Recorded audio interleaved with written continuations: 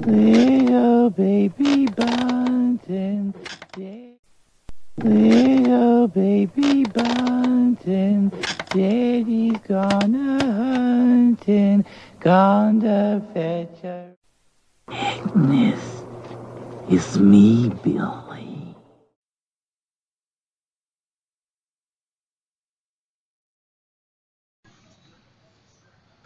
Welcome back for the 31 Days of Christmas Horror. I have a review of another indie slasher film. This is a 2015 film, All Through the House. This hit all the festival circuits in 2015, and then it got its release in 2016. It's interesting to contrast this film with the other independent slasher film I just finished, which was the Dismembering Christmas, because the production values, the editing, costume, and the acting is, well, I would say light years better in this film versus Dismembering Christmas. But as far as my research can tell, this film didn't have any more resources than Dismembering Christmas. It is an independent slasher film, but this has at least visually, this has very high production value. Um, and the kills are brutal in this. I mean, just brutal. I've got a laundry list of them. But I like this slasher film a lot. This is another indie film that clearly pays homage to the '80s slasher films. Um, and of course, from a killer Santa standpoint, you're influenced by Silent Night, Deadly Night. The Santa killer in this has a great dark mask and eyes. I mean, I just thought he looked awesome in this. This slasher has a penchant for garden shears. His whole MO is to kill people every which way. It's a master class in killing people with garden shears. Let me run through the slasher totals here. You've got one knife through the boob, a pair of shears through the eyes. You've got shears through the back of the head. You got shears through the front of the head. You got shears coming up this way through the head. You got a machete to the neck. You got shears cutting off penises left and right. And by the way, all these killings, I think, what I liked about the film is that there is kind of a giallo-esque purpose behind these killings.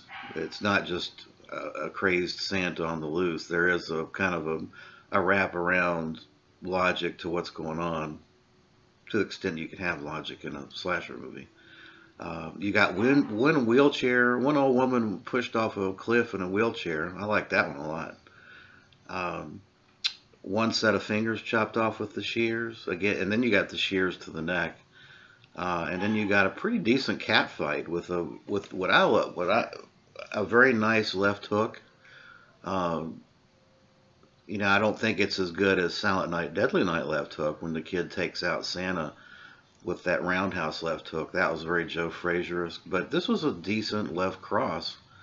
It was a lead left cross. She didn't jab the other girl and then come through with the left. She just came right out with the left without even warming up. So for all you boxing fans, there's your left hook.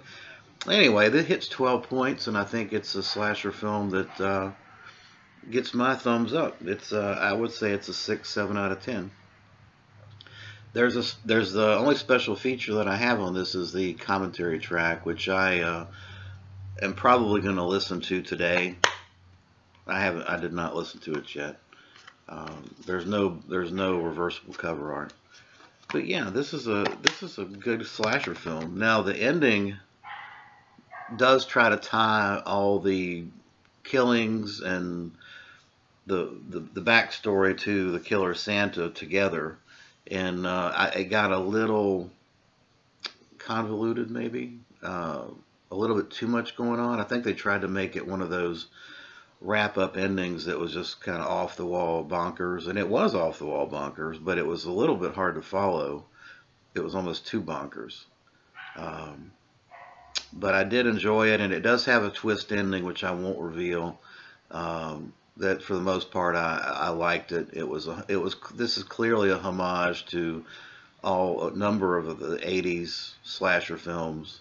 Um, Without giving it away, I'll just tell you it's a straight up homage to some very certain, from an ending standpoint, they're clearly speaking to um, a classic slasher franchise from the '80s. So I recommend seeing it. In yeah, so that's All Through the House, independent slasher film. Glad to see it, and I hope we see more of this type of stuff. Anyway, thanks for watching. Appreciate it.